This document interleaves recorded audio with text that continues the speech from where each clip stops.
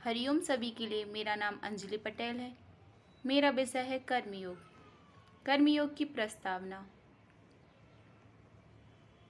सुख दुख से आलिप्त रहकर कर्तव्यों के रूप में कर्म करते रहना ही कर्मयोग है।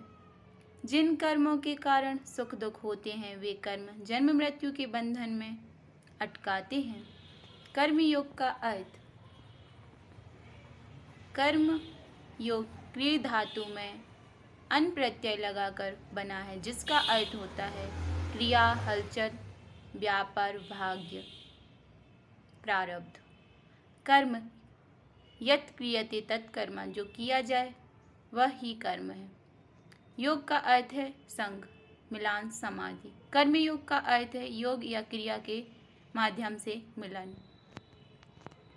कर्मयोग की परिभाषा। स्वामी विवेकानंद के अनुसार निस्वार्थ कर्म द्वारा मानव जीवन की परम अवस्था, इस मुक्ति का लाभ लेना ही कर्मयोग है।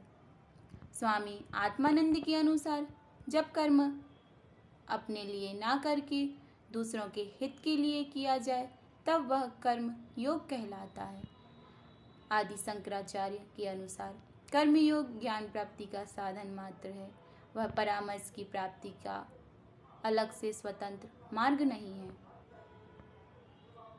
श्रीमद् भगवद गीता के 3 अध्याय के 5वें श्लोक में भगवान श्री कृष्ण कहते हैं कि निसंदेह कोई भी प्राणी क्षण भर के लिए कर्म किए बिना नहीं रह सकता, क्योंकि प्रत्येक प्राणी प्रकृति के गुणों से विवश होकर कुछ न कुछ कर्म करता रहता है। श्रीमद् भगवद गीता के 2 अध्याय के 47वें श्लोक में कहा गया है, कर्मण्येवाधिकारस्ते मा फलेषु कदाचन। तेरा कर्म करने में ही अधिकार है, उसके फल में नहीं। इसलिए तू कर्म के फल का हेतु मत हो तथा तेरी कर्म न करने में भी आसक्ति ना हो। कर्म योग में योग की परिभाषा बताते हुए भगवान श्री कृष्ण कहते हैं, योगस्था कुरु कर्माणि संगम त्यक्त्वा धनंजय सिद्ध सिद्ध यो समो भूत्वा समत्वम योग उच्यते। भगवान श्री कृष्ण कहते हैं, हे धनंजय, तू आसक्ति को त्याग कर सिद्धि और असिद्धि में समान बुद्धि वाला होकर योग में स्थित हुआ कर्तव्य कर्मों को कर, क्योंकि समत्व ही योग कहलाता है। भगवान श्री कृष्ण 2 अध्याय के 50वें श्लोक में कहते हैं, बुद्धि युक्तो जहाति उभे सुकृत दुष्कृते तस्माद् योगाय युजस्व योगः कर्मसु कौशलम। अर्थात समबुद्धि युक्त पुरुष पुण्य और पाप दोनों को इसी लोक में त्याग देता है, अर्थात उनसे मुक्त हो जाता है। इससे तू समत्व रूप योग में लग जा। यह समत्व रूप योग ही कर्मों में कुशलता है, अर्थात कर्म बंधन से छूटने का उपाय है। श्रीमद् भगवद गीता में कर्म के प्रकार। श्रीमद् भगवद गीता में 3 प्रकार के कर्म कहे गए हैं, सात्विक कर्म, राजसिक कर्म, तामसिक कर्म। सात्विक कर्म वह कर्म होते हैं जो शास्त्र विधि द्वारा किए जाते हैं, आप्त वचन, राग द्वेष रहित किए जाते हैं, वह सात्विक कर्म कहलाते हैं। राजसिक कर्म, जो कर्म परिश्रम के द्वारा भोग विलास के लिए किए जाते हैं, वह राजसिक कर्म कहलाते हैं।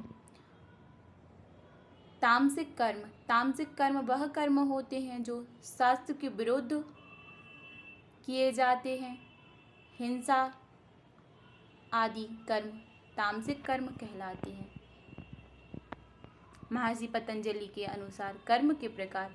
महर्षि पतंजलि जी ने 4 प्रकार के कर्म बताए हैं, जिनमें से आशुक्ल और आकृष्ण योगी के कर्म होते हैं। योगी के सिवा साधारण मनुष्य के कर्म 3 प्रकार के होते हैं, शुक्ल कर्म, कृष्ण कर्म, शुक्ल कृष्ण कर्म, आशुक्ल और आकृष्ण कर्म। स्वामी विवेकानंद जी के अनुसार कर्मयोग, कर्म वह है जो बंधन का कारण ना बने, अर्थात कर्म ऐसा होना चाहिए जिससे वह कर्म बंधन का कारण न बने। अच्छे फल के लिए दूसरों का मोह, दूसरों की अपेक्षा करने से अच्छा है स्वकर्म करें जिससे फल भी अच्छा मिले। किसी भी प्रकार के कर्म फल की अपेक्षा नहीं करने चाहिए। कोई भी कर्म छोटा या हीन नहीं होता।